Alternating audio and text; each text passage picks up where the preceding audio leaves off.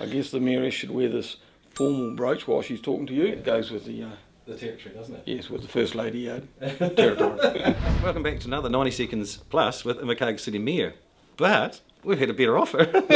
Welcome, Mrs. Mayor. Thank you very much, Mike. So, Mrs. Mayor, tell us about your holiday. What did you get? I hear you've got some new shoes and a bag.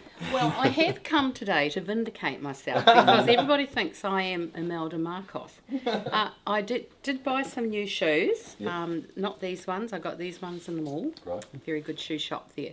And I didn't buy a lot, actually, on my holiday. A lot for my grandchildren, but not for myself. Right. So he does tell porkies. Since you're the Mayor's mouthpiece today, what's your take on having cars limited or restricted on S Street? I'm all for disabled and delivery vehicles, but probably long term I'd like to see maybe less just general public cars, because it's becoming such a great area. And just with children playing or just running now, it's a bit of a blur now.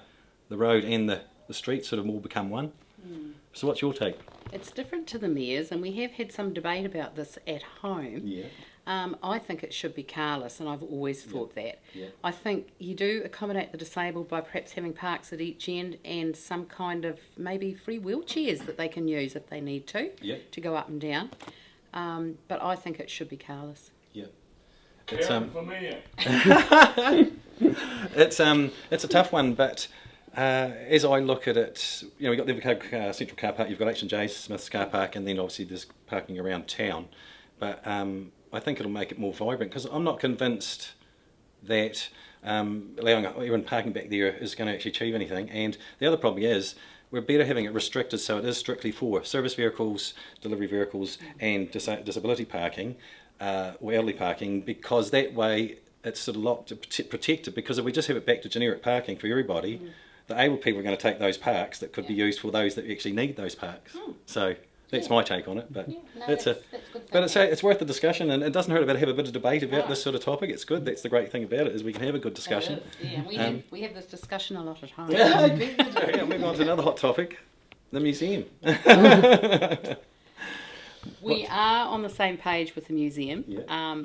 I probably would have preferred not to have built the Tisbury unit out there. I would have liked to have seen it somewhere closer to the museum, but I understand the reasons behind it now, and so I just can't wait to get it finished. I keep pestering him and saying, well, you know, whereabouts are you at now, when you're getting all these artefacts out of the museum so you can lower it and start building the new one.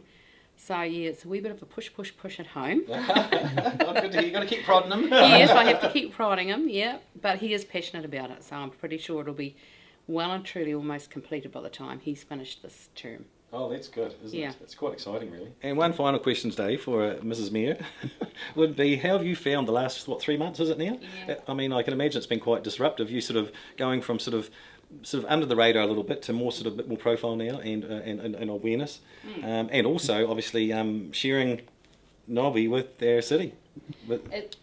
I must admit, it's been difficult for me the first couple of months because I got used to having him around.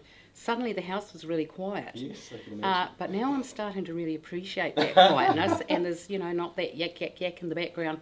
But I have missed him, and I'm extremely proud of how he's going, and I think he's got a really good team going with him.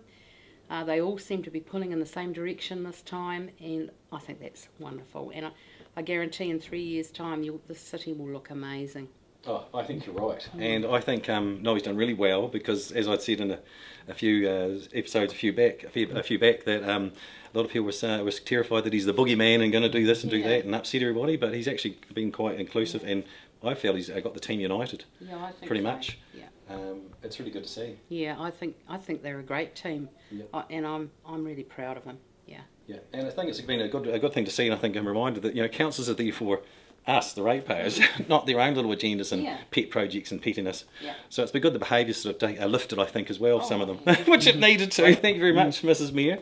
That's 90 Seconds Plus with Mrs. Mayor for a change. But tune in next week when we're back with the one and only Mayor of Invercargill, Nobby Clark. Until then, see you later.